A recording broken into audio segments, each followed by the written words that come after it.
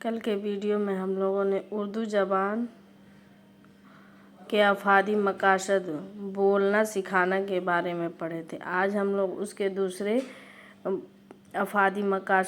افادی مقاصد اردو زبان سیکھنا کے بارے میں پڑھیں گے۔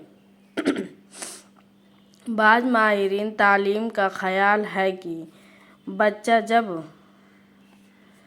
مدرسہ میں تعلیم حاصل کرنے آتا ہے تو وہ اپنی مادری زبان میں گفتگو کرنے کے قابل ہوتا ہے، اس لیے اردو سمجھنا سکھانا کوئی معنی نہیں رکھتا۔ لیکن جیسا کہ ابھی ہم نے بیان کیا ہے کہ جس طرح بچہ اپنے گھر اور ماحول کی زبان بولتا ہے، اسی طرح وہ گھر و ماحول کی زبان ہی سمجھتا ہے۔ مدرسہ میں طلباء کو ادبی زبان سے روشناس کرایا جاتا ہے۔ طلباء میں یہ قابلیت پیدا کی جاتی ہے کہ وہ تعلیم یافتہ لوگوں کی تقریر وغیرہ سن کر بخوبی سمجھ سکیں۔ بعض طالب علم سمجھ تو جاتے ہیں لیکن بول نہیں سکتے۔ مدرس کو ایسے طلباء پر خصوصی نظر رکھنی چاہیے اور کوشش یہ کرنی چاہیے کہ بولنے اور سمجھنے کی قابلیتوں کے ساتھ ساتھ نشوونما ہو۔ یعنی کہ جیسے کہ ہم لوگوں نے پچھلے ویڈیو میں پڑھا تھا کہ بعض ماہرین یہ کہتے ہیں کہ بچوں کو بولنا سکھانا بے معنی ہے، یعنی کہ وہ جب مدرسے میں داخل ہوتے ہیں تو اپنی مادری زبان بولتے ہیں۔ اسی طرح ان کا یہ بھی کہنا ہے کہ بچوں کو سمجھنا سکھانا بھی بے معنی ہے۔ جیسے کہ بچہ اپنے گھر اور ماحول کی زبان کو بولتا ہے، اسی طرح وہ اپنے گھر و ماحول کی زبان کو سمجھتا بھی ہے۔ لیکن مدرسہ میں طلباء کو ادبی زبان سکھایا جاتا ہے، جس زبان سے روشناس کرایا جاتا ہے، جس سے طلباء میں یہ قابلیت آ جائے کہ وہ کسی علماء کے تقریر وغیرہ کو آسانی سے سمجھ سکے۔ کچھ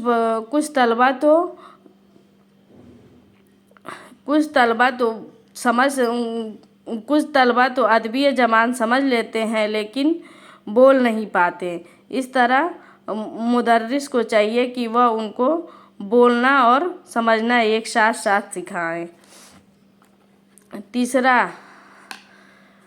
تیسرا مقصد اردو زبان کے تیسرا افادی مقاصد میں اردو پڑھنا سکھانا ہے۔ اردو پڑھنا سکھانا میں ہم جس زبان کو بولتے سمجھتے ہیں اس کا پڑھنا بھی نہایت ہی ضروری ہے۔ اگر کوئی شخص صرف زبان کو بول اور سمجھ ہی سکے اور پڑھ نہ سکے تو اس کا علم اور معلومات محدود ہوگی، کیونکہ علم حاصل کرنے کے لیے مختلف کتابوں کا مطالعہ ضروری ہے۔ یعنی کہنا ہے کہ ہم جس زبان کو بولتے ہیں، کوئی بھی زبان ہو، اردو زبان ہو، ہندی زبان ہو، انگلش زبان ہو، کوئی بھی زبان ہو، اگر اس کو ہم پڑھنا اور بولنا جانتے ہیں تو بولنا اور سمجھنا جانتے ہیں تو اس کے ساتھ ساتھ ہمیں اسے پڑھنا بھی آنا چاہیے، کیونکہ اگر ہمیں کسی بھی زبان میں معلومات حاصل کرنا ہے تو اس کے لیے ہمیں کتابوں کا مطالعہ کرنا پڑے گا، اور کتابوں کو مطالعہ کرنے کے لیے ہمیں زبان پڑھنی آنی چاہیے۔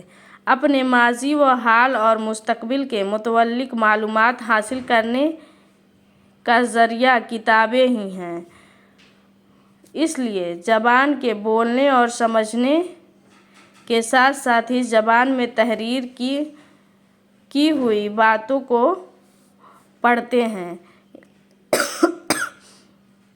یعنی کہ ہمیں زبان بولنے اور سمجھنے کے ساتھ ساتھ اس زبان میں لکھی ہوئی باتوں کو بھی پڑھنے ہوتے ہیں۔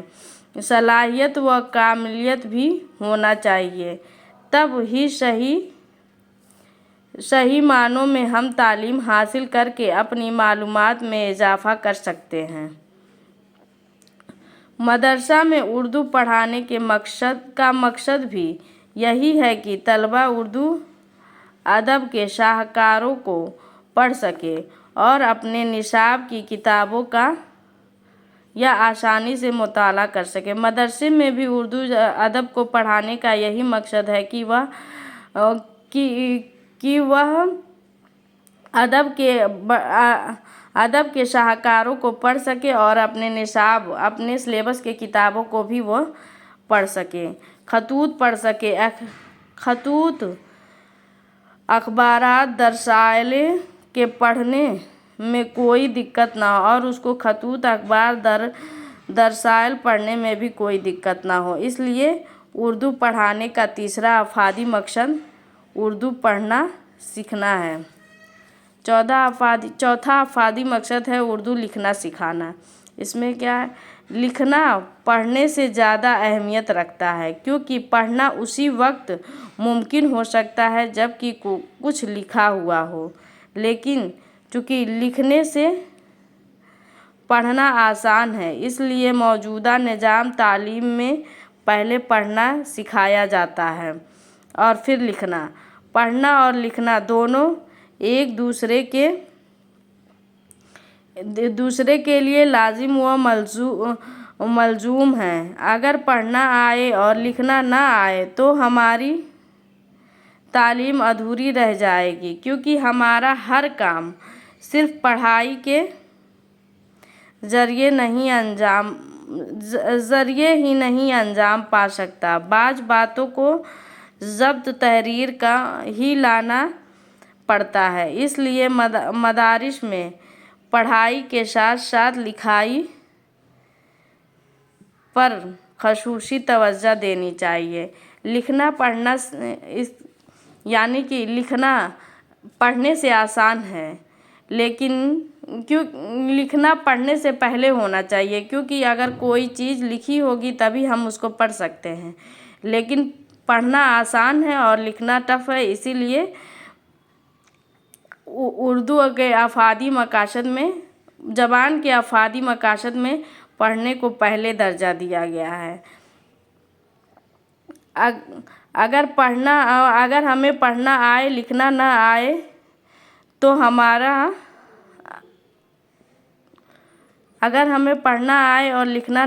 تو ہماری تعلیم ادھوری